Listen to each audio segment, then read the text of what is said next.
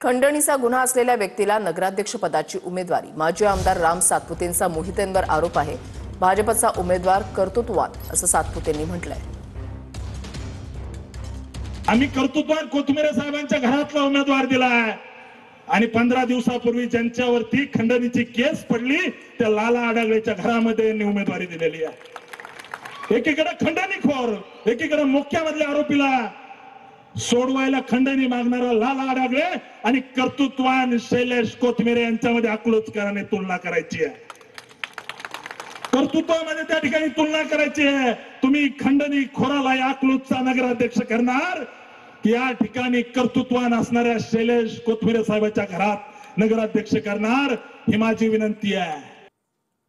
साधी चिठ्ठी पाठवा, केस न करता कार्यक्रम लावतो असं जयकुमार गोरेंनी म्हटलंय। दादागिरी करणार नाही, कुणाला करूही देणार नाही असं देखील त्यांनी म्हटलंय।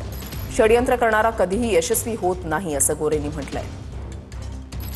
तुम्हाला पुढे जाऊन पोलीस स्टेशनला केस करायला अडचण येते ना, एक साधी चिठ्ठी पाठवा माझ्याकडे, साधी चिठ्ठी पाठवा, केस न करता कार्यक्रम लावतो, काळजी नका करू। आम्ही दादागिरी नाही करत, आम्ही चुकीचं नाही बोलणार, पण एक कुणाला दादागिरी नाही करू देणार।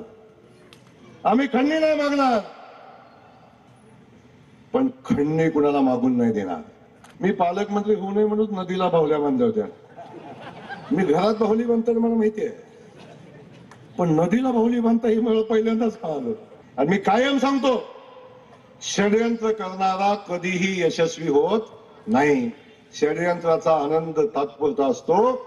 रामायणापासून महाभारतापासून आजपर्यंतचा इतिहास आपण बघा, शकुनी मामा कधीही जिंकला नाही, शकुनी मामा सोबत असलेला कधीही जिंकला नाही, सत्य कायम जिंकलंय।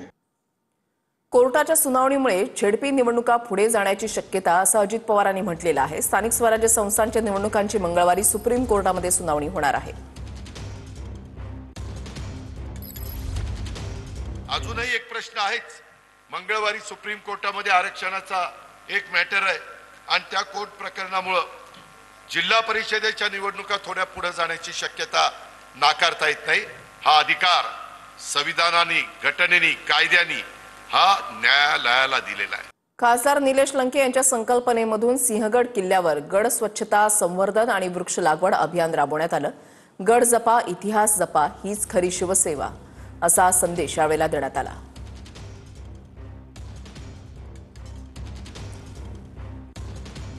पंकजा मुंडेंचे पीए अनंत गर्जेंच्या पत्नीची आत्महत्या। काही महिन्यांपूर्वीच अनंत गर्जेंचं लग्न झालेलं होतं। आत्महत्या नसून तिची हत्या केल्याचा कुटुंबियांनी आरोप केलाय। मुलीचं कुटुंब वरळी पोलीस ठाण्यामध्ये आहे। पुढील चौकशी सध्या सुरू आहे।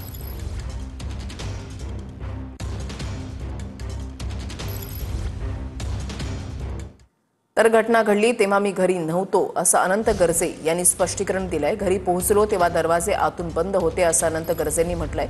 31व्या मजल्यावरून खिडकीतून उतरून 30व्या मजल्यावरील घरामध्ये आलो।